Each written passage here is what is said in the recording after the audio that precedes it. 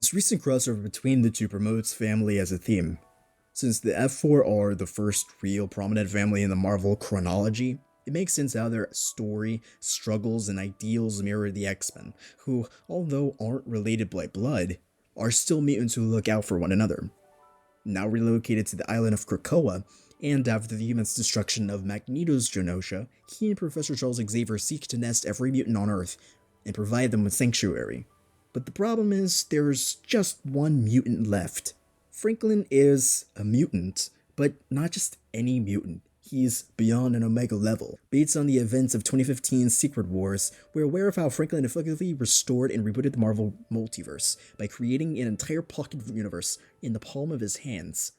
Not only that, but he can also warp reality on a cosmic level, teleport, manipulate matter and energy, use telekinesis, telepathy, astral projection, and precognition. And not to mention he's virtually immortal. So in essence, yeah, he's the embodiment of overpowered. To be recognized as celestial and God himself, and not to mention he's the son of Mr. Fantastic. You know, one of the most intelligent men on not just Earth, but the Marvel Universe, rivaling even the likes of Tony Stark. He was also a fellow member of the Illuminati. The group of world leaders assembled by well-known heroes like Captain America, Black Bolt, Doctor Strange, Namor, Black Panther, and Professor X. He is the man, and I'm not trying to glaze him in any way, but I'm just speaking facts, who has made breakthroughs in numerous fields of study, such as the likes of, and this is a list: space travel, time travel, extra-dimensional travel, biochemistry, robotics, computer science, synthetic polymers, communications, mutations, transportation, holography, energy projection, energy generation, quantum physics, and spectral analysis. You remember Harrison Wells in the CW Flash? How his entire identity is based on this Council of Wells concept? Well, I guess you could say Marvel did it first with the Council of Reeds in 2009, including Earth 616's Reed. But in any case, Xavier and Magneto wanted to recruit Franklin to come to Krakoa. Throughout their entire history, Magneto has kind of been this Malcolm X figure, while Charles is kind of this MLK Jr. figure, right? That's basically what they're loosely based off of. One is a bit more radicalized and another one's a little bit more about peace. But the thing is, Xavier has changed in a way. He no longer sees it fully possible for the humans and mutants to coexist in peace, similar to what Magneto believes with his Brotherhood of Mutants. After fighting with each other for so long, they now agree that they must look out for their own kind before letting humans get in the way. Still, that doesn't mean X doesn't care about humans. He just wants his kind to live peacefully after what happened to Genosha, especially when Franklin has so much of this power and potential that he needs to not only be kept in check, but also surrounded by his own people to keep him and the rest of the planet safe. The only real friend he has in the X-Men is Kitty Pryde, who acts as a big sister to him. So, Professor X plans to convince the Fantastic Four to allow their son into Krakoa while using his bond with Shadowcat as leverage. And considering the Fantastic Four operates in the middle of the city open to villain attacks, it would be much safer for everyone if the mutants took over to help control his abilities. Not to forget, there are doorway portals located all around the country for when the mutants need to go in and out of Krakoa, but only they can enter or know of these various locations. And on the flip side of the situation, Reed and Sue believe their son should stay with them to keep their entire families together. And surely knowing how Reed is so intelligent and has solved so many seemingly impossible feats before, being able to stop his son's powers from disappearing each time he uses them would also be possible, right? Reed's so stressed about the whole situation, running numerous experiments in an attempt to solve the problem, but Franklin's teenage angst continues to interrupt him as he also grows anxious. Sue tries to reassure Reed that it might just be a phase from the accelerated aging that he's had since his little leap forward in time, and that he'll eventually come to realize his powers don't make him any less loved or wanted. Even Ben tried to tell that to Franklin, who noted how his dad can solve the universe's problems, but still can't fix him or the Thing. Ben says if Reed didn't want to fix him, he'd say it. He is a good man, but some things either can't be fixed in the first place or just may take a little longer to be, and he needs to have patience. Following that conversation, the whole X-Men team and Magneto come through to see the family, and there's already tension. Professor X wants Franklin there with the mutants, but Sue interjects with, "This family isn't about segregation. They want their family to live in a modern society where they can learn to grow with people who have different experiences, not sheltered away from society where she believes the X-Men essentially are. And that's kind of what this all boils down to, is who is in the right and who is in the wrong. Who is better suited to help Franklin? Perhaps they're both right, or maybe they're both wrong.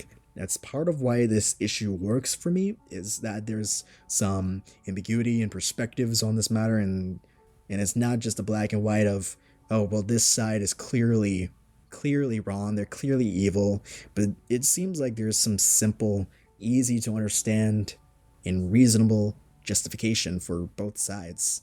Moving on, Kitty takes Franklin outside when Storm spots the both of them as they descend from the air. Human Torch swoops down, confronting Kitty for basically kidnapping, while Storm, Pyro, Bishop, and Wolverine arrive on site, ready for a fight. And at that point, the Fantastic Four and the X-Men break out into a brawl. Professor X tells Reed that it doesn't have to be like this, but Reed, being as smart as he is, figures out there's something suspicious going on, considering they're trying to rush Franklin into going with them as if he isn't going to be old enough to make that decision on his own in a couple of years. Franklin, who's watching all of this go down, ends up running into the Krakoa gateway, but instead of transporting, he runs right through it, which then leaves Reed to reveal that he used a device to cloak his son's mutant gene so that he wouldn't try to run away to Krakoa on his own. Believing that he's too young to make such a drastic decision. Infuriated and disappointed, Franklin walks away while Xavier and the X-Men head back to where they came from, stopping the fight and mentioning that it's best to just leave things be for now. Eventually, he'll come to them. Back at home, Ben lets Reed know what's on his mind, saying that what he did was wrong, and Sue agrees. From Reed's perspective, he wanted to be a better father for his kids, but ended up trying to solve his son's problems with science like he always does. And admittedly, it is a tough position to be in for all of them. No one has this written out on some pamphlet or document or tome or scroll saying how to keep a god-level teenager in check and socially involved in society. They're not sure how to be parents to a teenager who can literally warp reality itself.